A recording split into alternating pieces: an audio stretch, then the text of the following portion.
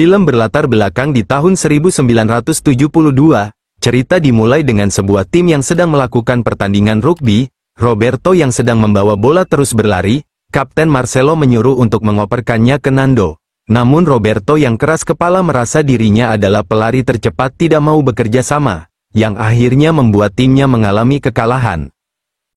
Setelah pertandingan itu mereka menyalahkan Roberto atas kekalahan hari ini. Namun sang Kapten Marcelo mencoba menenangkan timnya, karena sebentar lagi mereka akan menghadiri sebuah undangan ke negara Chili. Tak hanya anggota tim, mereka juga bebas mengajak orang lain selagi bangku pesawat masih kosong. Seperti halnya Gaston, dia mengajak temannya yang bernama Numa untuk menikmati keindahan kota Chili, baik itu dari segi makanan maupun wanitanya. Meskipun Numa dari pihak luar, dia sangat diterima kehadirannya oleh semua anggota tim, dan akhirnya, dia pun memutuskan untuk bergabung di penerbangan Uruguay menuju Chili. Setelah pesawat lepas landas, mereka terlihat menikmati perjalanan, bahkan mereka sempat bercanda satu sama lain. Di dalam pesawat itu seluruhnya membawa 45 orang termasuk awak dan pilot. Namun saat terbang di sekitar pegunungan Andes turbulensi hebat pun terjadi, semua orang pun panik dengan kejadian tersebut, dan akhirnya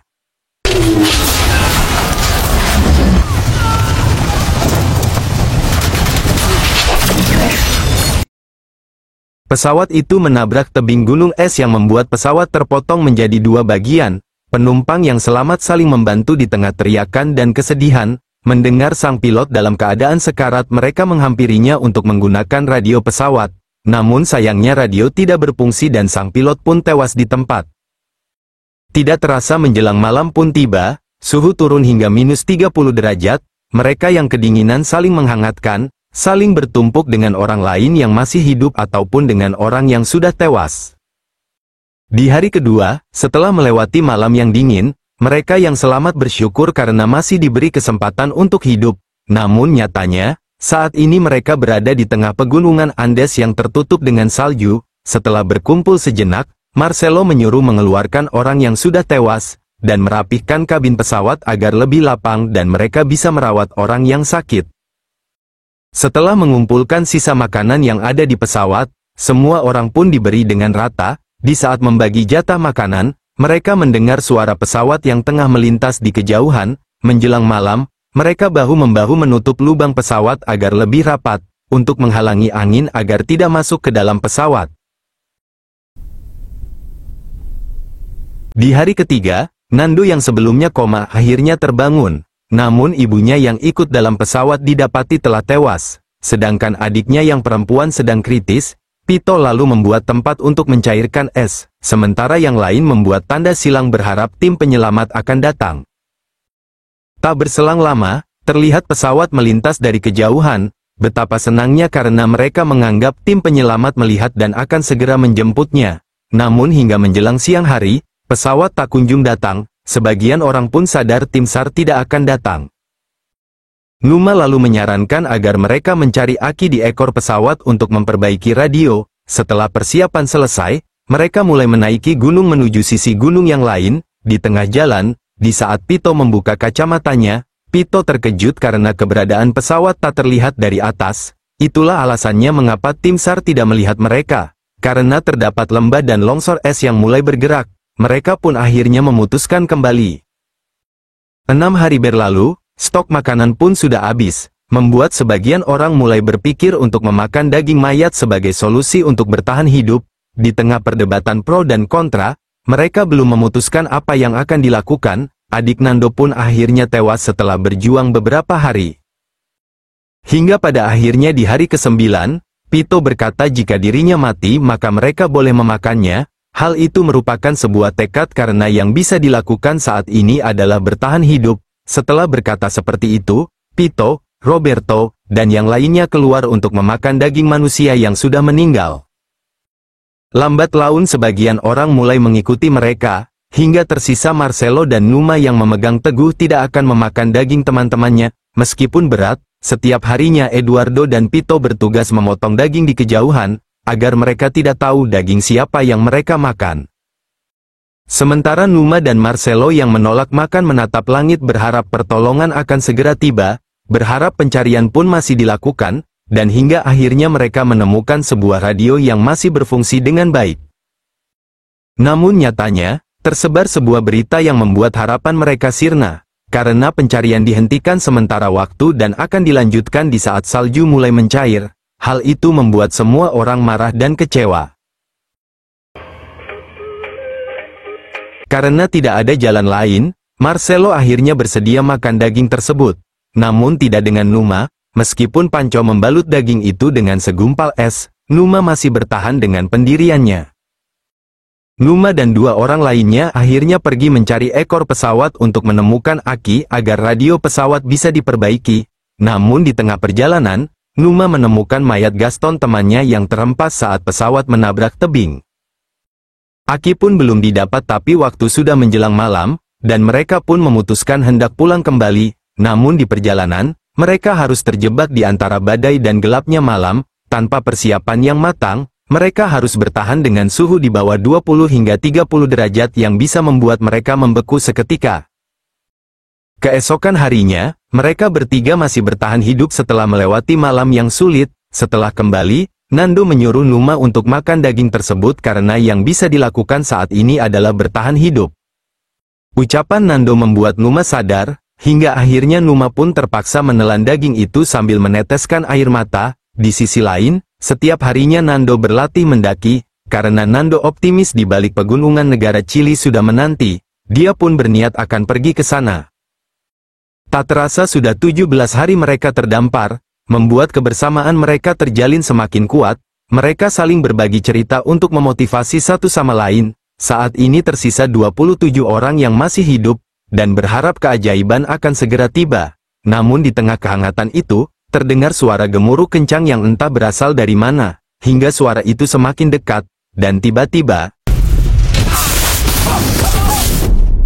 longsoran salju menghantam pesawat yang membuat mereka terkubur di sana. Sebagian orang berhasil keluar dan saling membantu untuk menyelamatkan yang lain. Namun tak berselang lama, longsor susulan datang kembali, membuat mereka semakin terkubur di bawah tumpukan salju.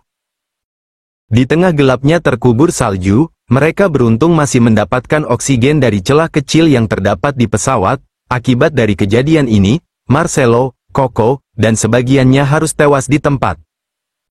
Di hari ke-18, tepatnya 2 hari mereka terkubur. Mereka bertahan dalam kedinginan yang membuat mereka haus akan rasa lapar. Roberto meminta harus tetap berjuang dan jangan menyerah setelah sekian lama bisa bertahan hidup. Karena tak ada jalan lain, dengan berat hati, Roberto mulai memotong mayat yang ada di dalam pesawat dan memakannya. Lambat laun mereka pun mengikuti jejak Roberto, alhasil mereka pun bisa bertahan 4 hari di tumpukan salju. Numa yang sudah gerah dengan situasi ini memutuskan menjebol kaca. Meskipun sempat terkena pecahan kaca, Numa terus menggali dan menggali hingga akhirnya Numa berhasil membuat sebuah lubang, dan cahaya pun terlihat. Mereka pun akhirnya bisa keluar dari timbunan salju. Di hari ke-34, keadaan Arturo dan Pasco semakin menurun, yang membuat Gustavo berinisiatif menyuruh Roberto mencari jalan keluar. Karena Roberto adalah pelari tercepat yang memiliki kaki dan stamina yang kuat. Namun di malam harinya pengobatan yang Gustavo lakukan sia-sia, karena buruknya keadaan Arturo membuatnya tewas. Sadar akan ucapan Gustavo, di hari ke-36, Roberto mulai memimpin ekspedisi untuk mendaki gunung menuju Argentina. Bermodalkan pakaian seadanya, mereka berjalan di tengah hamparan salju. Dikarenakan luka yang didapat saat menjebol kaca, membuat kaki Numa terinfeksi, dia pun tak kuat untuk melanjutkan perjalanan. Dengan terpaksa Numa kembali sendirian, dan membiarkan mereka bertiga melanjutkan perjalanannya. Keesokan harinya, Pasco yang sudah lama sakit tak bisa bertahan lebih lama dan meninggal saat itu juga. Di tengah kesedihan itu, Numa hanya bisa merenung karena sekuat apapun Numa mencoba, Numa selalu gagal dan menganggap dirinya tak berguna. Mendengar ucapan Numa, si Abah mulai memberikan wejangan. Saat salju menghantam pesawat, dirinya bisa selamat akibat pengorbanan sang istri, meskipun penyesalan selalu datang. Namun ingatlah apa yang bisa kita lakukan saat ini pasti berguna bagi banyak orang. Keesokan harinya, kelompok Roberto kembali ke pesawat setelah tanpa sengaja menemukan ekor pesawat yang berisi Aki. Tak hanya itu, mereka juga menemukan banyak rokok. minuman dan coklat yang bisa dimakan untuk beberapa hari ke depan. Di keesokan harinya, Roberto, Nando dan dua orang lainnya kembali menuju ke bangkai ekor pesawat. Setibanya di sana, mereka berhasil menyalakan lampu. Namun kerusakan yang parah membuat radio pesawat hanya menyala sebentar saja, membuat Roberto kecewa dan putus asa, dan akhirnya mereka memutuskan kembali ke pesawat lagi. Sementara di tempat pesawat, kegiatan yang awalnya tabu kini menjadi kebiasaan. Mereka mulai terbiasa mencari sepotong daging dari tulang yang tersisa. Namun Numa yang sadar dirinya dalam keadaan sekarat menyuruh Panco untuk memakannya saja. Numa yang ingin melakukan banyak hal harus mengubur mimpinya sampai di sini. Tak terasa sudah 58 hari mereka terdampar. Hingga saat ini tersisa 17 orang yang masih bertahan hidup. Dan hiburan satu-satunya adalah radio biasa yang selalu menyiarkan berita. Meskipun tim SAR melanjutkan pencarian, Nando memiliki rencana untuk pergi mendaki gunung dengan perlengkapan kain anti-air sebagai selimut. Namun Roberto yang pesimis meragukan rencana Nando, tanpa adanya persediaan makanan dan jarak yang tak tentu, mendaki gunung adalah misi bunuh diri. Saat salju mulai mencair, suara burung menjadi hiburan bagi mereka. Mereka menirukan berbagai jenis suara burung agar suasana tetap hangat meskipun kematian semakin dekat. Mereka juga sempat berfoto untuk mengenang kebersamaan dalam keadaan susah maupun senang. Menjelang akhir hidupnya, Numa mengizinkan Nando menggunakan mayatnya sebagai bahan makanan agar yang lainnya bisa bertahan hidup, dan di keesokan harinya, Numa ditemukan telah meninggal dunia. Terlihat mereka berkumpul bersama sambil membaca pesan terakhir yang Numa tulis. Surat itu bertuliskan, tiada kasih lebih besar daripada kasih seseorang yang memberikan nyawanya untuk sahabatnya. Setelah melihat pesan itu, seketika Roberto pun memutuskan untuk misi perjalanannya menuju negara Chili. Keesokan harinya, tepat di hari ke-61, Roberto, Nando, dan Tintin bersiap mengemban harapan untuk mencari pertolongan. Mereka mulai mendaki gunung, dan di malam harinya mereka menahan udara dingin yang sangat mematikan.